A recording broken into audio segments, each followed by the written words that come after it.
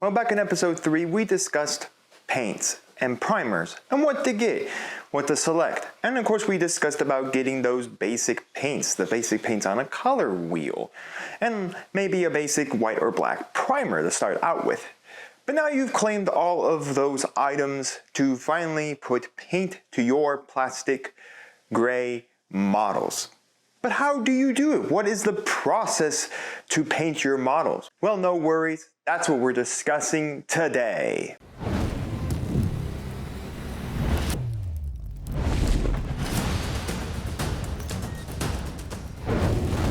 Hello, hobby fans, and welcome to episode 5 of Hobby Time, the series where I'm giving you tips and tricks to help you out in this hobby.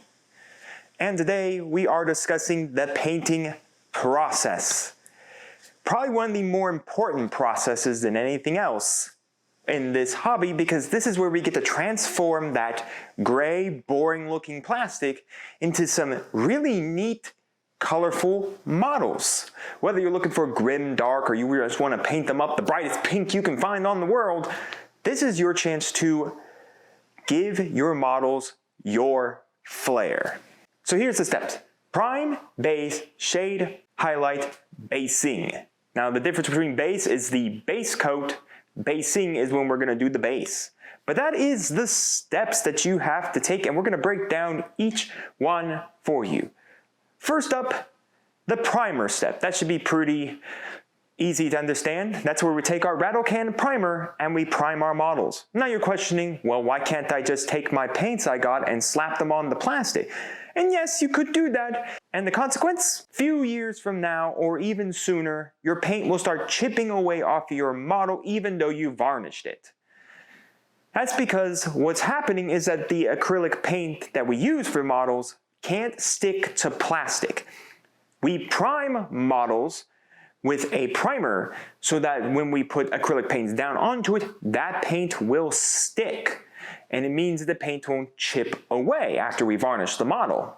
So that is why we prime. It is a very important step in the painting process, and a lot of people do want to skip it, but it's very important that you prime a model. Now when priming a model, you want to make sure you do it in very thin coats over multiple times, over all the angles and all of that. What you don't want to do is one thick coat over the model, because you're just going to clog all those important details that your shades won't be able to pull out, or you won't be able to see when you're highlighting. You want to do over a couple of thin coats around the model. Let them each coat dry before you put down the next coat until you have a good firm coat. Now in priming, you can also do a zenithal highlight, where you go a darker color and then a lighter color from the top. What a zenithal allows you to do is simulate light coming down onto the model. Now, I'm not typically into zenithal highlights, but if you want to try it out yourself, it's a great method of using, especially if you're going to use contrast or speed paints. Zenithal highlighting is a very cool way to give some shadows and shades and lights when using contrast and speed paints. So now we got our models primed. Well, next up is the base coats. This is where we're going to put down our first coats of paint. Whatever coats you want to do, blue, green, reds, blacks, purples, magentas, pinks, oranges, whatever it is, that's when we're going to put them down on the model. Of course, this is when I would tell you to use a wet palette. A wet palette allows you to keep your paints wet or moist over a long period of time, so you can constantly go back to them, paint your model, and then go back to them and paint your model. That way you're not always squirting out a bottle, having to then thin the paint down again, only for some time later for that paint to dry, and then having to do it again. It saves you a lot of paint and some good money there as well. So highly recommend a wet palette when painting. Now in this base coating step, as I stated, you want to be thinning your paints. When an acrylic paint, whether it be from the dropper bottle or whether it be from a little tub or however it is distributed out of the object, you want to thin the paint. When it comes out, it's all thick. And then if you just took that paint and applied it thickly, you're going to get these thick streaky lines across your model. Not mentioning that that thick paint could sometimes even clog some of the more finer details on the model. We don't want that. You want to thin the paints down so that it smoothly transfers from your brush onto the model. Also, thin coats means you don't clog any of the detail. When we base coat model, we want to use 2 thin coats of paint. Now, if the paint's a stronger paint like blacks and darker colors that kind of go down in one coat, that's perfectly fine. We only use a lot of 2 thin coats if the paint is more opaque, like your whites or your flesh tones or yellows. They are more opaque, so multiple coats will have to go down before you can cover up like your primer colors. Or those colors are nice and firm and a good color altogether. So 2 thin coats is always my rule for when applying any base coat. And of course, you let the first base coat dry before you apply the second thin base coat. Make sure of that. You don't want to apply wet paint onto wet paint. It doesn't work. So yes, it's going to be a little boring of a process, but that's why we have the assembly line method, where if you have multiple models, you apply 1 thin base coat on this model, then you pick up this one and apply 1 base coat, apply another, and then when you go back to the start, that base coat's already dry, so you can do it again. That is what the assembly line model allows us, and that's what a lot of people utilize when painting up models. So we got our base coat down, now it is time to shade. That's the fun part. Shading allows you to, of course, bring out some of those minute details of the model, or get into those little recesses and darken them up, or even brighten or darken some of your base colors. Now, of course, depending on how you want to do you want to get a lighter shade on it, or do you want to get a darker shade? It kind of just depends on what shade you're going to use. I like to use the idea of the shade I'm going to use normally correlates to the color I'm using. So if I'm using like a red paint, I like to use a red shade. Or maybe I don't want to use a red shade. A dark tone will also work really well to darken down red. Soft tone is a light brown, while strong tone's a dark brown. Mid brown is brown. So overall, it just kind of matters on the color you're using and what kind of shade you want to use for it. Take some time, do some research and some shading, and find out what's good for you and your paints. Now, I have mentioned a few times about contrast and speed paints. Those are already base coats and shades together. Now, you do not need to thin contrast paints or speed paints. They are already at a good consistency that you do not have to thin. So when applying those, you would just simply apply it straight to the model, and you've already got your base coat and you already got your shading done.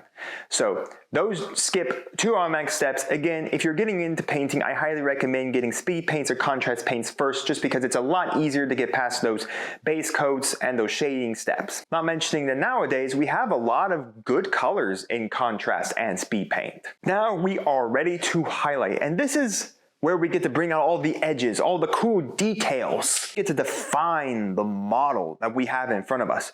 It allows us to drag our opponent's eyes at certain parts of the model. Maybe we want to really highlight that skull, or the way their power armor looks, or their axe, or whatever it is, to drag our opponent's eye to that. So there's 2 ways to highlight: dry brushing a highlight or edge highlighting. Now, kind of depends on how you feel. Edge highlighting is a lot taking your brush and gently going your brush down the edges of the model, picking out the most raised points of the model and just highlighting them. Sometimes you might not be able to hold your brush steady enough to get in there, but if you can, it's not a bad thing, especially because edge highlighting just means you take the edge of like a model, like the straight edge and the edge of the brush, and you go like this.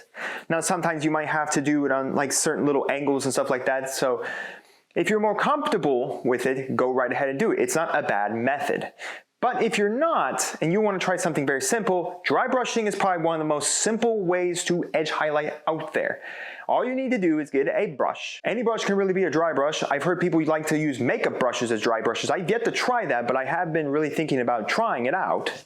All you do is you take a makeup brush or any type of brush, you dip it in the paint. There's 2 different types of paint.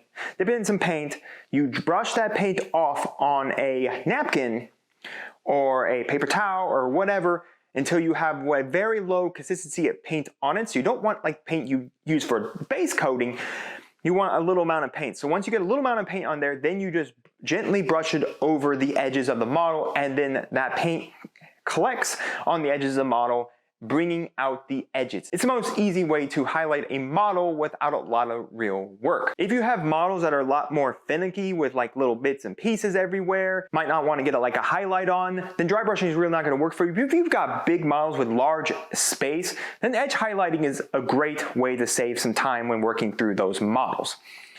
Now, when dry brushing, there's two different ways to dry brush. There is dry paints that Citadel likes to release, and these paints are specifically made to dry brush, but you can also use any paint you like to dry brush. In essence, all you need to do is get it out of the pot or get it out of the bottle, you put it on a brush, you dry it off on a paper towel, and you rub it over. It's the same concept. For instance, I've been painting recently Stormtroopers for Star Wars Legion, and what I do is I just take matte white, pour it onto a dry palette, get it on my dry brush, and I brush it over my models after I have used a contrast paint to highlight the edges. That's the way I do my Stormtroopers currently.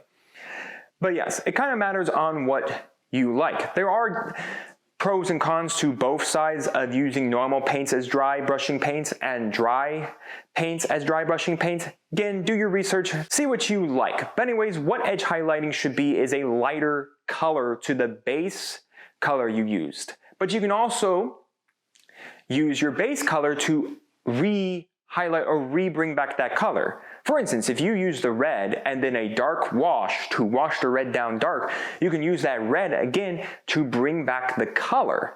And then what you can do after that is maybe you can use an orange to extreme edge highlight. I don't usually do extreme edge highlights anymore, but what it is that you just pick out the most raised edges and you just highlight them. It's also the areas that you want your opponent's eye to go to. That's what an extreme edge highlight to me is.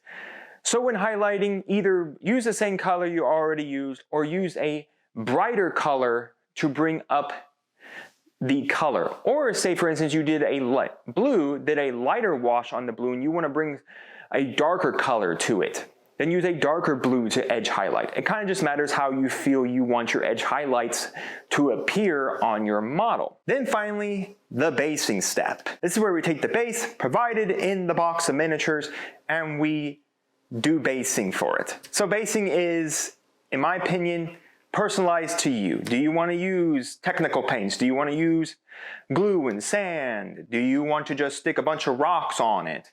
However you want to base, that is up to you, but keep this one rule in mind.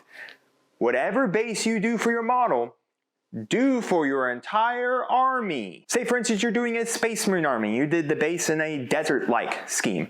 Well, how many more Space Marines you're going to be adding to your army, they need to be in that style of base. Because if you decide to do a woodlands base for your army and you put him into your desert-based army, he's going to stand out way much more on the table than all the rest of your army. And it's going to look a little weird that he's the one that's not based with the rest of the army. So that is the one rule when basing. Make sure to base your entire army the same. And that's pretty much it. After you finish up your base, go outside, take a varnish, and varnish your model. Varnishes seal in the paint and all of your work, and then put it up in a display case like I like to do, like the one that's behind me right here. And there's another one over here I'm looking at, where I like to display them before I take them out and then take them to my hobby store or take them to a friend's house or take them somewhere to play. So overall, the painting process isn't hard. Prime the model, base the model, shade the model, highlight the model, base the base, and varnish it all together. And that's pretty much it. What's going to take your time is definitely in between each step, or how long you want to highlight your model. Do you want to get all the finicky details? You want to make it so realistically cool, all that, or you just want to do a quick dry brush so that you can get it on the table.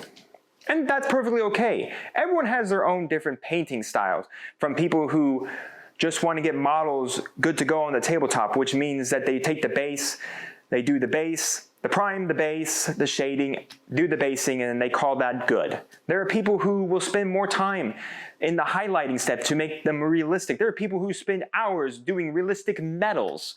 There are people who spend hours doing faces and eyes and lenses. There is a lot of painting. That's a lot. Don't feel like you need to paint your models like Picasso and Da Vinci or these big named artists out there.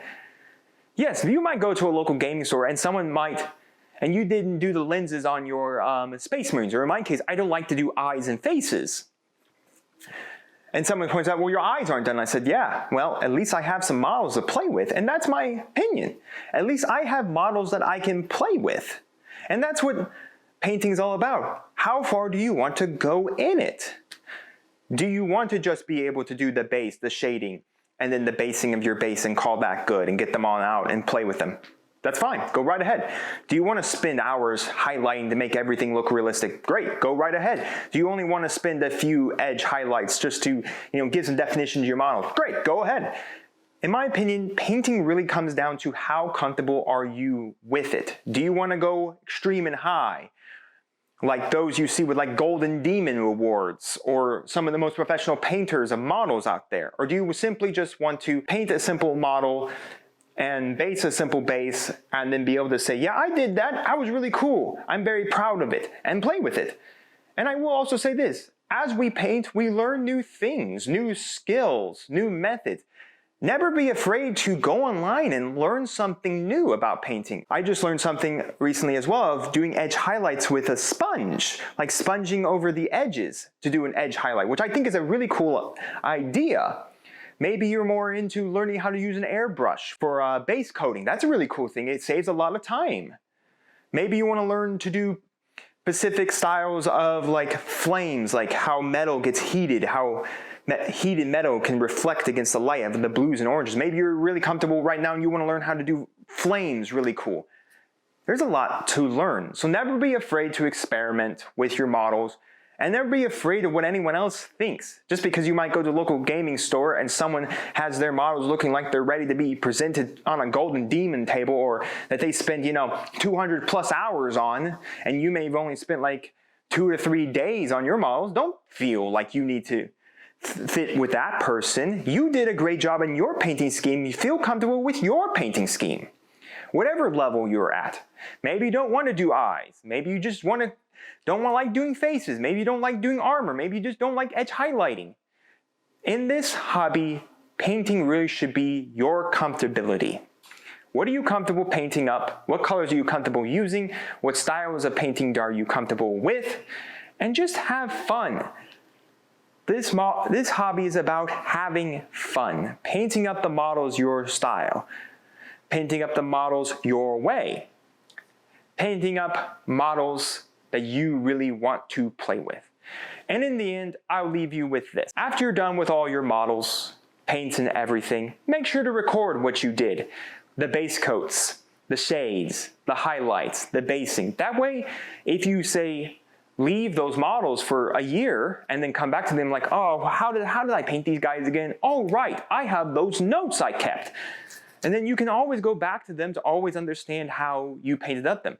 Maybe you can evolve those notes into better methods of painting up your models. Maybe you have a very specific way you paint a specific type of color and you need to write it down so you remember how to do it. So that's what I'm going to leave you with. So I hope you enjoyed today's episode, and if you did, make sure to subscribe, make sure to ring the bell, and make sure to like the video. And while you're down there, make sure to comment. How long have you been painting? Is this video going to help inspire you to get into painting?